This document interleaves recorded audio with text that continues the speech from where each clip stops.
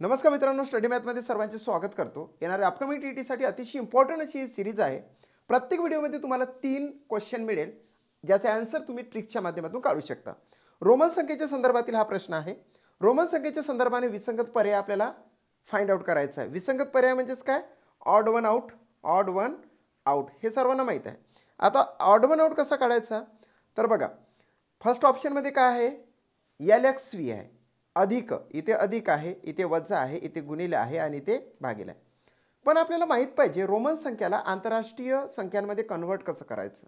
इथे या ठिकाणी तुम्हाला काढून दाखवतो की L बरोबर होते 50, C बरोबर होते 100, D बरोबर होते 500 आणि देन M बरोबर होते 1000।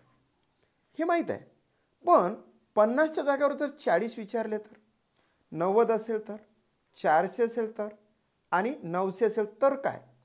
तर काय करायचं की 40 म्हणजे काय होते तर 50 वजा 10 होते। 50 म्हणजे काय घ्यायचा? L घ्यायचा आणि त्याच्या मागे x लावायचा।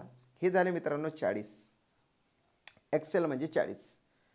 पण हात जर x पुढे नेला तर LX होते, म्हणजे हे झाले 60, कारण की 50 अधिक 10 म्हणजेच काय होते 60। सेम इकडे असंच आपण घेऊया। 90 म्हणजेच काय तर 100 वजा 10 म्हणजे 90 झाले।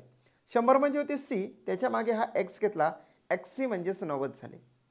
सेम असंच 400 म्हणजेच काय? 500 वजा 100 तुम्ही म्हणू शकता, असं उलटं लिहितो मी। तर 500 म्हणजेच काय होते D, Dच्या मागे हे C म्हणजे CD म्हणजेच झाले 500। त्याचप्रमाणे M जो आहे, M म्हणजे होते 1000, म्हणून 1000 वजा 100 जर केले तर होतात 900। 1000 म्हणजेच M, त्याच्या मागे जर आपण C टाकला, C म्हणजे 100 होते, म्हणून CM म्हणजेच काय झाले तर 900 झाले।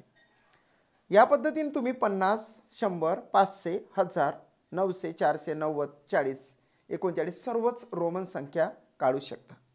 आता खूप सोपं आहे बघा। LXV म्हणजेच काय? LX म्हणजेच या ठिकाणी 1 देतोय, LX म्हणजे झाले 60 आणि हे 5 65 झाले। 65 अधिक हे काय झाले 10, म्हणजे हे झाले 75। इथे आले आपल्याला 75। देन सेकंडमध्ये आपण जाऊया। CX म्हणजेच काय? CX म्हणजे होते C म्हणजे 100, X म्हणजे 10, म्हणजे हे झाले 110। 110 वजा LV म्हणजेच काय? L म्हणजे 50, V म्हणजे 5, म्हणजे हे झाले 55। 110 मधून 55 गेले तर उरतात 55, हे झाले 55, 55। देन थर्डमध्ये आपण जाऊ। CX म्हणजेच काय? C म्हणजे 100, X म्हणजे 10, म्हणजे हे झाले 110, हे भागिले आणि हे झाले 2। आता बघा, 110चे 2 भाग केले तर येतात 55।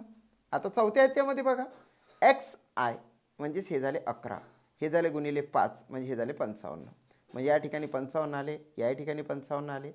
आता तिघांचा गट तयार झाला 55चा, 55 55 55, परंतु याच्यातून विसंगत म्हणजे वेगळा पर्याय कोणता आहे तर 75 आहे। सो या प्रश्नाचे आन्सर फर्स्ट येतं। सेकंड क्वेश्चन आपण घेऊ। सेकंड क्वेश्चन आहे, काही अंक दिलेले असतात, त्या अंकांवरून 2 अंक दिलेले असेल तर 2 अंकी संख्या किती तयार होतात, 3 अंक दिले असेल तर 3 अंकी संख्या किती तयार होतात, 4 अंक दिले असेल तर 4 अंकी संख्या किती तयार होतात। परंतु या ठिकाणी आपल्याला 5 अंक देण्यात आलेले आहे। 5 अंकांपासून 5 अंकी जास्तीत जास्त किती समसंख्या तयार होतील? इथे टार्गेट करायचं आहे आपल्याला, समसंख्या काढायचं आहे। मग या ठिकाणी मी सर्वप्रथम काय लिहितो, 2 4 0 6 7 लिहून घेतो। जर 0 नसता तर याच्या संख्या किती तयार झाल्या असत्या?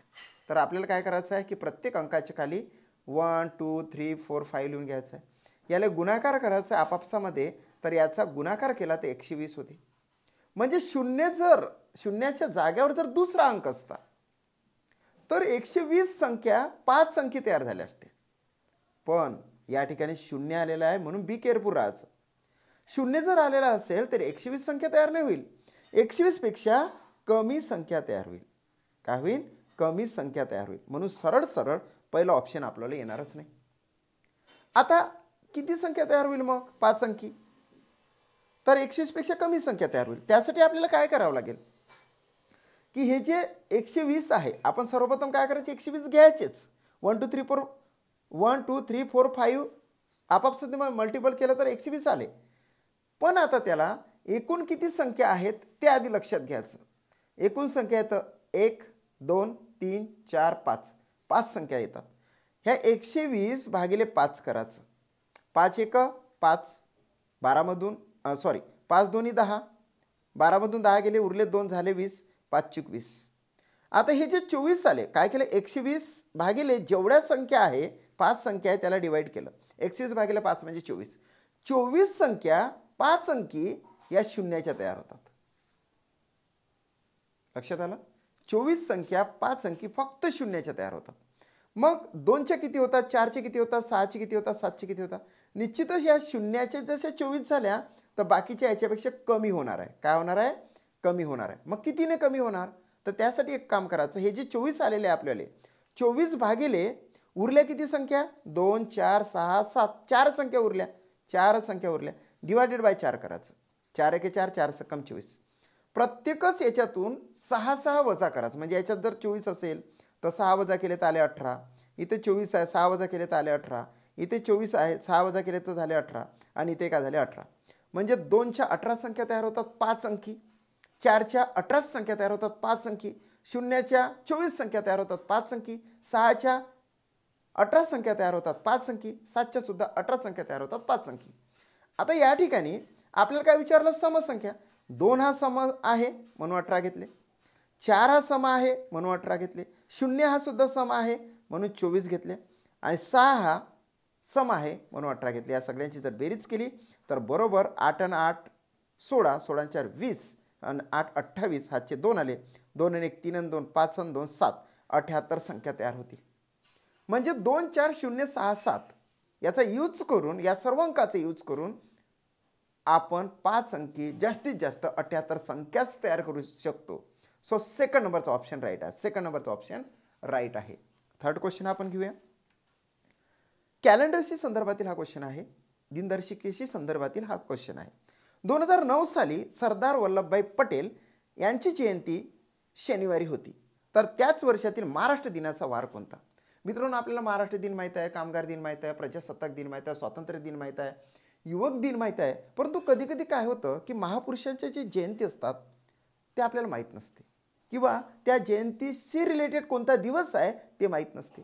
सरदार वल्लभभाई पटेल यांचा जो जन्मदिवस आहे, म्हणजे जयंती आहे, त्या दिवशी राष्ट्रीय एकता दिन असते. राष्ट्रीय एकता दिन हा 31 ऑक्टोबरला असतो. 31 ऑक्टोबर 2009 आपण लिहून घेतलं. आता पुढे जाणार आपण. म्हणजे या दिवशी काय होता, तर शनिवार होता. ठीक आहे, शनिवार आपण लिहून घेतला. आता आपल्याला काय करायचं आहे, आता महाराष्ट्र दिनाचा वार काढायचा आहे. मित्रांनो, महाराष्ट्र दिन केव्हा असतो? 1 मेला असतो. 1 मे 2009. आता जर बघितलं तर 1 ऑक्टोबरपासून तर मागे मागे जावं लागतं ना मेसाठी. आपल्याला 31 ऑक्टोबर 2009ला शनिवार होता असं सांगितलेलं आहे. 1 मे 2009ला कोणता वार आहे असं फाइंड आउट करायला सांगितलं. पण मे पासून जर पुढे गेलं बघा, मे, जून, जुलै, ऑगस्ट, सप्टेंबर, ऑक्टोबर असं. म्हणजे हे काय, तर उलट वार काढायचा आहे. उलट वार. म्हणजे उलट वार म्हणजेच काय, मागचा वार काढायला त्यांनी सांगितलेलं आहे. म्हणून बी केअरफुल राहा. ॲन्सर मागे असं द्यायचं, काही दिवस मागे असं ॲन्सर द्यायचं. आता बघा, मे पासून सुरुवात करायची. जिथून आपल्याला सुरुवात होती तिथूनच सुरुवात करायची. कशी सुरुवात करायची सांगतो. मेला किती दिवस असतात? मेला असतात 31 दिवस. 31 मधून 1 वजा करायचा, उरतात किती? 30. या ठिकाणी 7 पेक्षा जर जास्त दिवस आले तर 7च्या पाड्याने कट करायची. आता 7 एक 7, 7 2 14, 7 3 21, 7 28. 7ची पट मायनस करायची. 7ची पट चौपट 28 मायनस होतात आणि उरतात किती? 2. बघा, बरोबर लक्षात घ्या. मेचे 31 दिवस, 31 मधून 1 वजा केला, उरले 30. 7 28, 28 निघून गेले, उरले 2. हा पहिला कोड झाला मेचा. कशाचा? मेचा. आता जून घेऊया आपण. जून नंतर जुलै घेऊ, जुलै नंतर ऑगस्ट घेऊ, ऑगस्ट, आणि देन आपण सप्टेंबर घेऊ, आहे की नाही? मग सप्टेंबर नंतर ऑक्टोबर येणार आहे. जूनचे किती दिवस असतात? 30 दिवस असतात. 7 28 उरले 2. जुलैचे 31 दिवस असतात. 7 28 उरले 3. ऑगस्टचे सुद्धा 31 दिवस असतात. 7 28 उरले 3. सप्टेंबरचे 30 दिवस असतात. 7 28 उरले 2.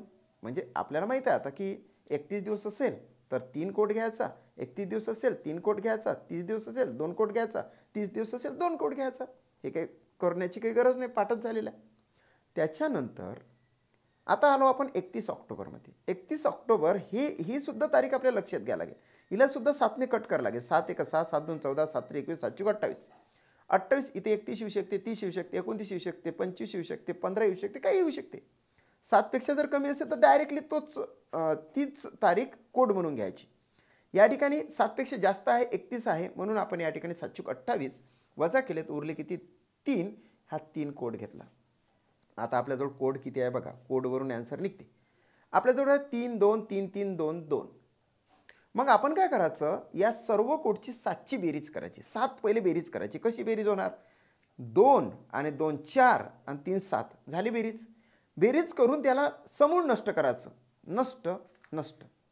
आता आपल्याजवळ उरले काय, आता आपल्याजवळ आहे 3 आणि 3 6 आणि 2 8. पुन्हा तसंच करायचं. 3 आणि 3 6, याच्यातला एक निघून गेला, एक उरला, हा कट झाला, एकच उरला. म्हणजे 7 बेरीज केली आणि नष्ट केली तर एक उरला. एक दिवस काय आन्सर येणार, मागे आन्सर येणार, कारण आपण असं रिव्हर्स घेतलेलं होतं. मागचा वार काढायला विचारलेला होता, पुढचा दिला, मागचा वार काढायला जर विचारलेला असेल तर रिव्हर्सचं गणित आहे हे लक्षात घ्यायचं. आणि या ठिकाणी आन्सर मित्रांनो तुमचा तयार आहे, जे की अतिशय इम्पॉर्टंट आहे. ठीक आहे.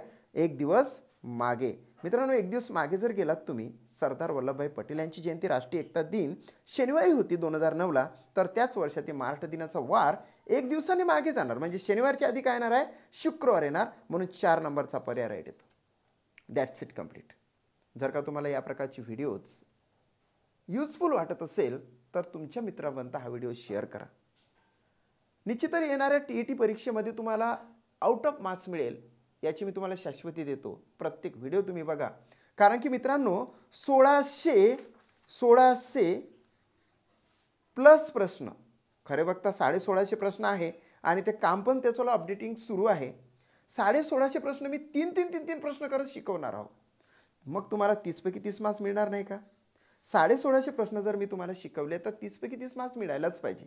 आपल्याला हे टार्गेट करायचं आहे आउट ऑफचं.